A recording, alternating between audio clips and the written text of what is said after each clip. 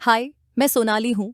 Video शुरू करने से पहले मेरे चैनल सोनाली वॉइस को सब्सक्राइब करें और रेगुलर अपडेट पाने के लिए बगल में दिए गए बेल आइकन को प्रेस करें। मेरे घर के हालात बहुत खराब थे, इसलिए मुझे किसी ने बंगाल में नौकरी करने का सुझाव दिया। मैं वहाँ नौकरी के लिए चला गया। बंगाल में आकर मेरी मुश्किलें और भी बढ़ गईं। मुझे वहाँ आए हुए 6 महीने ही हुए थे। मैंने कभी अपनी जिंदगी में खुशियाँ लाने की कोशिश नहीं की थी। ना ही मैंने कभी किसी लड़की की तरफ नजर उठाकर देखा और ना ही कभी नौकरी करने की कोशिश की थी। लेकिन जब यहाँ कुछ दिन बीत गए तो मेरी जिंदगी में कुछ बदलाव आया। एक बंगाली लड़की ने मुझे पसंद कर लिया था। वह उम्र में मुझसे बहुत छोटी थी, जवान और खूबसूरत थी। उसने मुझसे कहा कि वह मुझसे शादी करना चाहती है। मैं जहाँ नौकरी करता था वहीं वह भी नौकरी करती थी। मैं बंगाल की एक फैक्ट्री के प्रोडक्शन डिपार्टमेंट में काम करता था और वह भी वहीं काम करती थी। जब उसने मुझसे कहा कि वह मुझसे शादी करना चाहती है और मुझे पसंद करती है, तो मेरी खुशी का ठिकाना नहीं रहा। मेरा दिल धड़कना भूल गया था। मैं सोच भी नहीं सकता था कि बिजनौर के छोटे से गांव से निकलकर मामूली नौकरी करते हुए मैं एक बंगाली लड़की का पति बन जाऊंगा। यह सुनने में अजीब लग रहा होगा कि मैं 35 साल का और वह 20 साल की थी। उसके साथ शादी करने पर मैं बहुत खुश था। मेरे लिए यह बहुत बड़ी खुशकिस्मती थी कि मुझ जैसे 35 साल के लड़के को एक 20 साल की खूबसूरत लड़की मिल रही थी, जबकि हम दोनों की उम्र में 15 साल का फासला था। आखिर उसने मेरे अंदर ऐसी क्या खूबी देखी जो मुझे पसंद कर लिया था। मेरे लिए यह मेरी जिंदगी की सबसे बड़ी खुशखबरी थी, क्योंकि मुझे गांव में कोई रिश्ता नहीं दे रहा था। लोगों का कहना था कि आशीष बहुत बिजी हो गया है, उसके पास न तो समय है न ही इतना पैसा कि हम उसे अपनी बेटी दे सकें। अब उसकी उम्र भी ज्यादा हो चुकी है। ऐसे में इतनी कम उम्र की लड़की मिलना बहुत बड़ी बात थी। वह इतनी हसीन थी कि मैं उसके साथ अपनी पूरी जिंदगी बिता सकता था। जब मैंने अपने माता पिता को यह बात बताई तो वे पहले तो खुश हो गए, मगर फिर मेरी माँ की आंखों में आंसू आ गए। मैंने कॉल पर अपनी माँ से पूछा कि क्या हुआ है। मामा ने कहा, आशीष बेटा, क्या तुम्हें लगता है कि वह बंगाली लड़की तुम्हें हमारे पास आने देगी? ऐसा बिल्कुल नहीं होगा। अब तुम बंगाल के ही होकर रह जाओगे। माँ की बातों ने मुझे सोचने पर मजबूर कर दिया।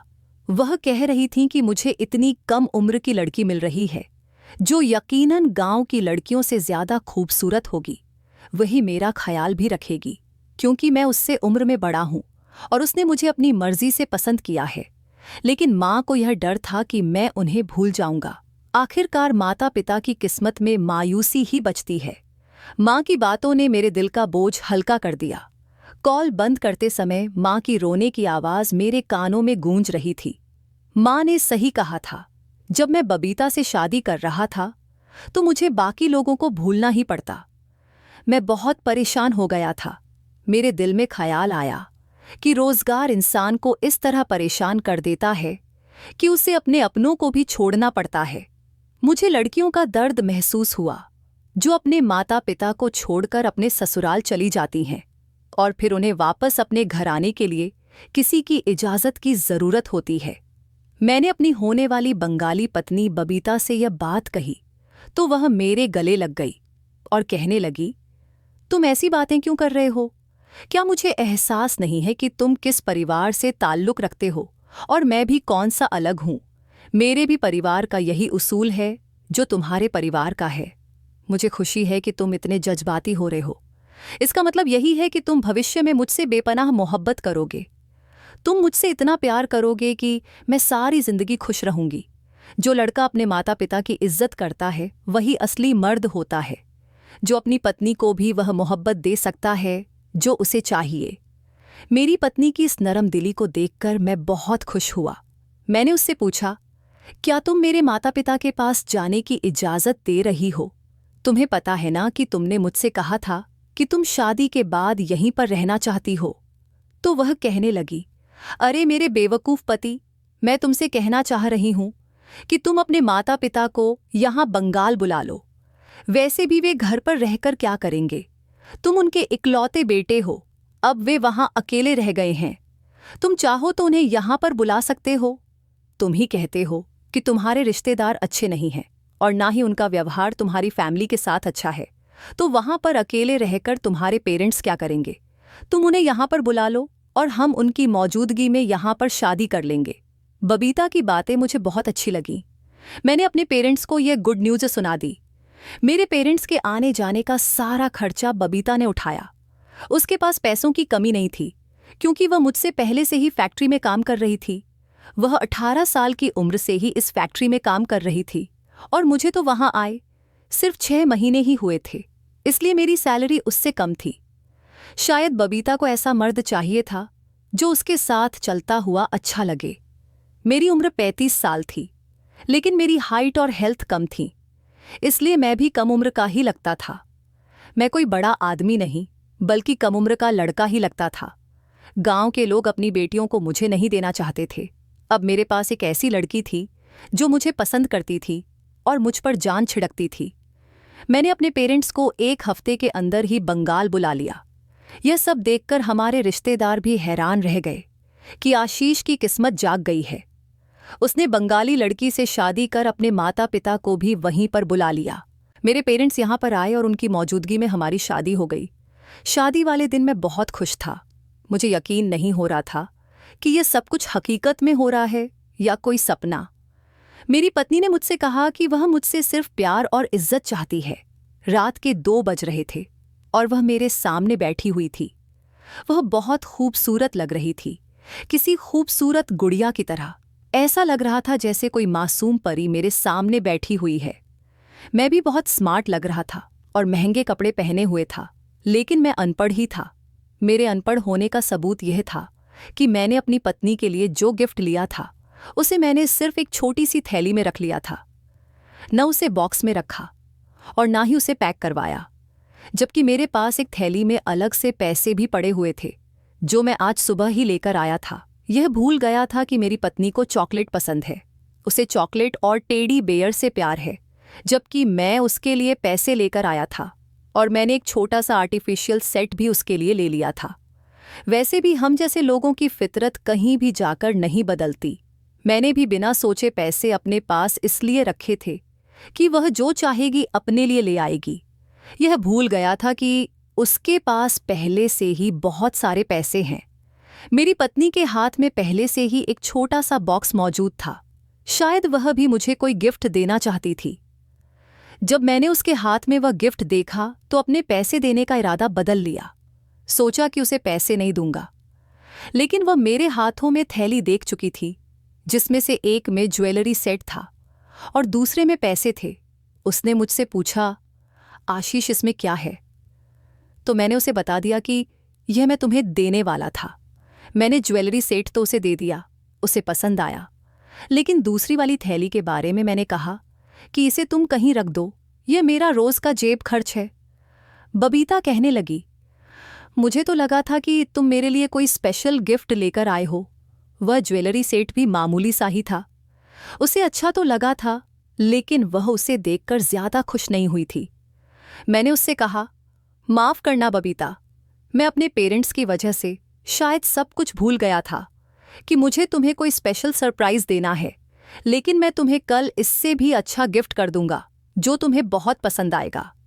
मैंने चिकनी चिकनी बातों में उसे मना लिया और उसकी नाराजगी भी दूर हो गई थी। वह सब कुछ भूलकर मेरे गिफ्ट के बारे में सोचने लगी। मैंने गद्दे के नीचे हाथ बढ़ाया और उससे कहा कि मैं ये सारे पैसे गद्दे के नीचे रख रहा हूं। तब उसका चेहरा उतर गया। ऐसा लग रहा था जैसे वह नहीं चाहती थी कि मैं गद्दे के नीचे सामान रखूं। वह शायद मुझे अपने पास नहीं आने देगी। इस शादी का कोई मकसद होगा जैसे उसने शादी की, वरना मेरे बढ़ाने पर वह मुझे इतनी अजीब नज़रों से नहीं देखती। मेरे दिल में हजारों सवाल आ रहे थे। बबीता कहने लगी, ये तुम क्या कर रहे हो? गद्दे के नीचे क्यों रख रहे हो? उसने मुस्कुराकर मुझसे पूछा। मैंने कहा, तो फिर कहाँ रखूं?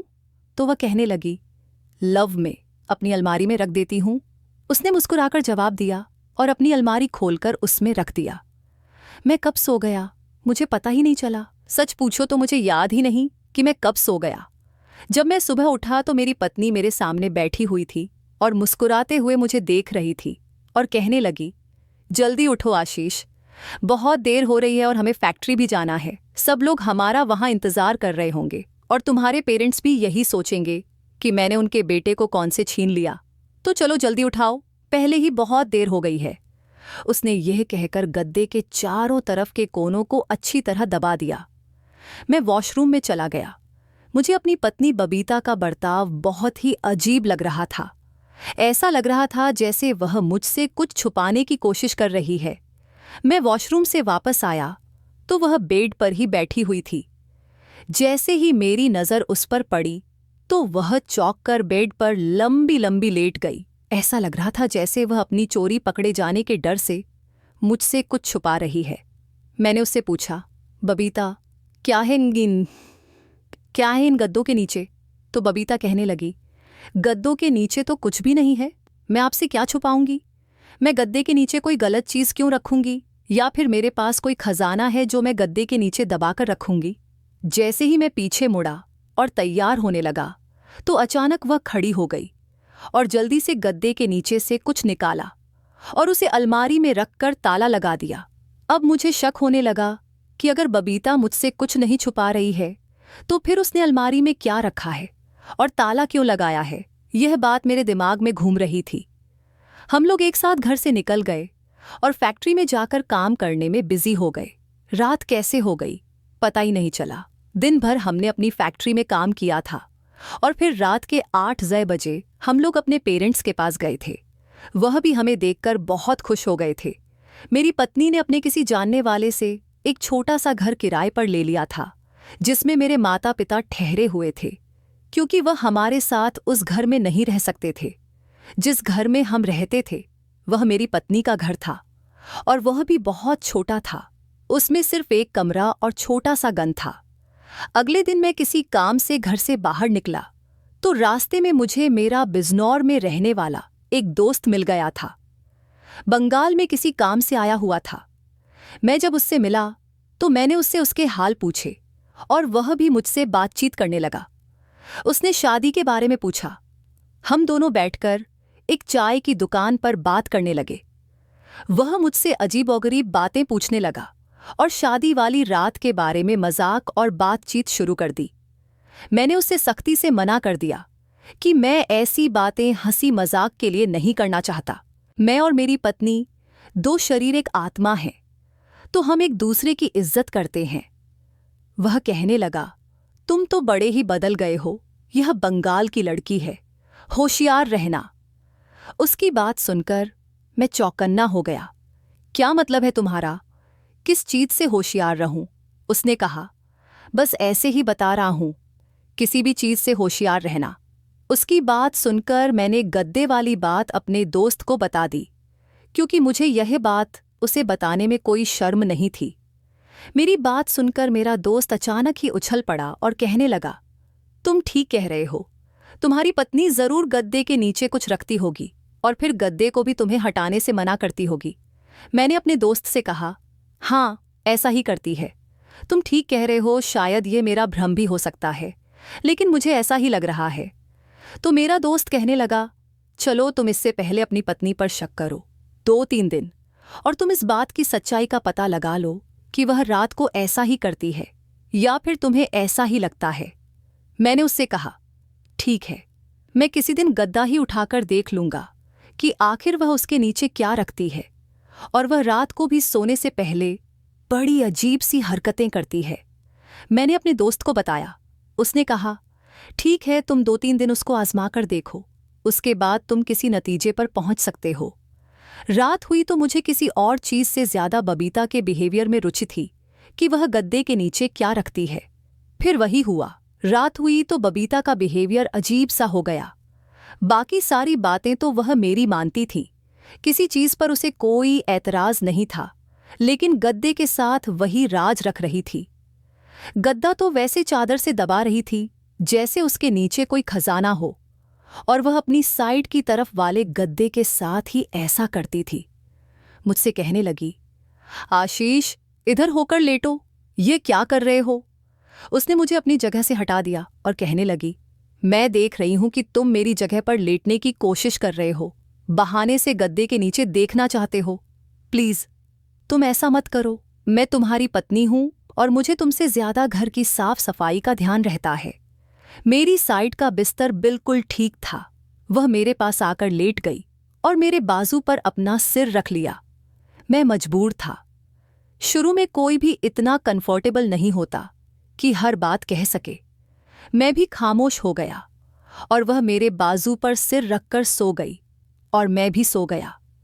सुबह उठने पर मुझे याद आया कि कल रात क्या हुआ था। मेरी पत्नी ने किस तरह से सामान गद्दे के नीचे से निकाला और अलमारी में रखकर ताला लगा दिया। अब यह बात साफ हो चुकी थी कि वह जरूर गद्दे के नीचे कुछ रखती है और मुझसे छुपाती है। अगले दिन मैंने अपने दोस्त करण को फैक्ट्री के बाहर बुलाया और उसे यह बात बता दी।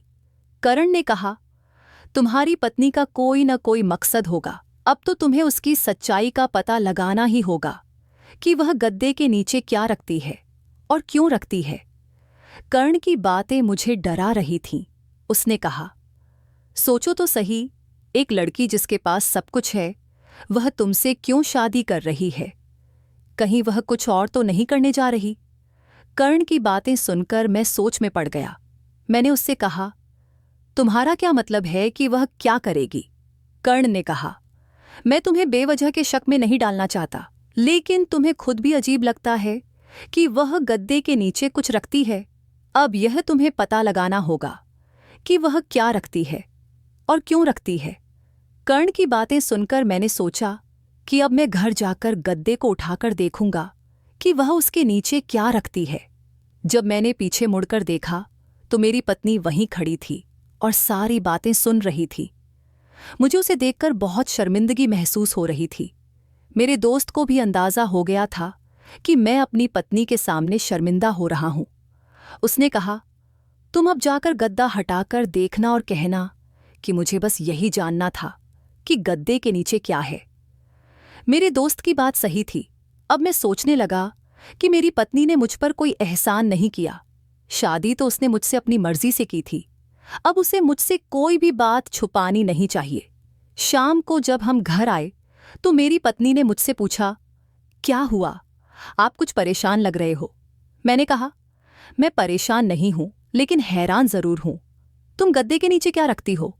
उसने कहा, मैंने सब कुछ सुन लिया है। आपने अपने दोस्त से जो भी कहा उसे मैंने सुना। मैंने कहा, हाँ, तुमने सही सुना है। इसमें बुरा क्या है?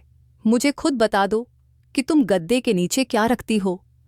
मेरी पत्नी हंसकर कहने लगी, अरे, तुम्हें किसने कहा कि तुम गद्दे के नीचे ना देखो?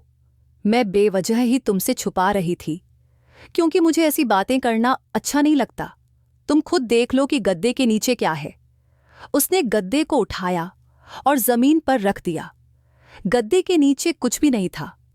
मैंने कहा, हाँ, मगर तुम रात को जरूर कुछ रखती हो। वह कहने लगी, आशीष, मैं झूठ नहीं बोलती। अगर गद्दे के नीचे कुछ रखूंगी तो तुम्हें क्यों नहीं बताऊंगी। अगली बार जब मैं रखूंगी तो तुम खुद ही देख लेना और उसी समय मुझसे पूछ लेना कि मैं क्या रखती हूं और क्यों रखती हूं। मैंने कहा, चलो अच्छा है, उम्मीद है कि तुम मुझसे कुछ नहीं छुपाओगी। कुछ दिन बाद हमारी शादी का 1 महीना पूरा हो गया। मुझे कमरे में आते ही नींद आ जाती थी और सुबह उठने पर याद भी नहीं रहता था कि रात कैसे गुजरी। अब मुझे परेशानी होने लगी थी। मुझे पता लगाना था कि मेरे साथ क्या हो रहा है। मैंने सोचा कि शायद मेरी पत्नी मुझे चाय में कुछ मिलाकर दे रही होगी या मेरे साथ कुछ ऐसा कर रही है जिससे मुझे नींद आ जाती है। मैंने बहुत कोशिश की, लेकिन नाकाम रहा। मैं सारा दिन सावधान रहता कि अपनी पत्नी के हाथ से कुछ भी न खाऊं न पीऊं। एक दिन तो ऐसा हुआ कि मैं बाजार से खाना लेकर आया और हम दोनों ने वही खाना खाया। उस दिन भी जब मैं घर के अंदर दाखिल हुआ तो मुझे आते ही नींद आने लगी। लेकिन अच्छी बात यह हुई कि उस दिन मेरी सुबह 6 बजे ही आंख खुल गई। सुबह जब मैं उठता था तो मुझे अच्छा महसूस होता था। फिर रात की किसी भी बात के बारे में सोच ही नहीं पाता था। मैं ज्यादा से ज्यादा अपने काम पर ध्यान देता और मेरी पत्नी भी ऐसी ही थी। वह मेरे साथ फैक्ट्री जाती और अपने काम में दिन भर बिजी रहती। रात को घर आते ही वह हम दोनों के लिए खाना बनाती। मैं भी कभी कभी उसके काम में हाथ बंटा देता। आखिरकार मैं अपनी पत्नी से पूछने पर मजबूर हो गया। मैंने उससे बहुत प्यार से पूछा, मेरी जान, मुझे बताओ कि तुम ऐसा क्या जादू करती हो कि मैं कमरे में आते ही सो जाता हूँ, और गद्दे वाली बात तो मैं भूल ही गया हूँ। तुम गद्दे के नीचे क्या रखती थी? मेरी बात सुनकर वह हंसने लगी और कहने लगी, देखो, अगर तुम्हें लगता है कि मैंने तुम पर कोई जादू किया है तो यह गलत है। मैं जादू जैसी चीजों पर विश्वास नहीं करती। हाँ, पर एक जादू मैंने तुम पर जरूर किया है। मैंने घबराते हुए पूछा, क्या? उसने कहा, देखो, तुम दूसरे शहर के लोगों को गलत आदतें होती हैं, रात को देर से घर लौटते हैं, लेकिन हमारे शहर में ऐसा नहीं होता। यहाँ के लोग जल्दी घर लौटते हैं और परिवार के साथ रहते हैं। मैं नहीं चाहती थी कि तुम भी गलत आदतें अपनाओ। उसने कहा, जब हम फैक्ट्री से आते थे तो तुम खाना खाने के बाद बाहर चले जाते थे और मैं घर में अकेली रह जाती थी। मुझे यह तरीका बिल्कुल पसंद नहीं आया। मुझे लगा कि अगर मैं तुमसे लड़ाई करूंगी तो तुम मुझसे नाराज हो जाओगे, इसलिए मैंने सोचा कि तुम्हें बदलने का यह तरीका अपनाऊं। मैं नहीं चाहती थी कि तुम किसी मुसीबत में पड़ जाओ, इसलिए मैंने यह सब किया। मैं चाहती थी कि तुम रात को जल्दी घर आओ और जल्दी सो जाओ। इस शहर में क्राइम बहुत है। मैं नहीं चाहती थी कि मेरा पति भी किसी गलत काम में पड़ जाए। मैंने यह सब कुछ इसलिए किया ताकि हम दोनों की जिंदगी में आसानी हो। देखो, छोटी मोटी बात पर शक मत किया करो। अगर तुम मुझसे पूछ लेते तो मैं तुम्हें साफ साफ बता देती, लेकिन तुमने सबसे पहले यह बात अपने दोस्त को बताई और फिर मुझसे सवाल किया। अपनी पत्नी की बात सुनकर मैं शर्मिंदा हो गया। सच में, हम कभी कभी छोटी सी बात को बड़ा बना देते हैं और हमारे रिश्ते की खूबसूरती को छुपा लेते हैं। मैं आप सभी से कहना चाहूँगा कि अगर आपको किसी पर शक हो तो उससे बात करें और सब कुछ साफ कर लें। छोटी छोटी बातें हमारे रिश्ते को बर्बाद कर सकती हैं। अगर आपको हमारी कहानी पसंद आई हो तो वीडियो को लाइक करें और चैनल को सब्सक्राइब करें। और हाँ, नोटिफिकेशन बेल को ज़रूर दबाएं ताकि आपको अगली अपडेट सबसे पहले मिले।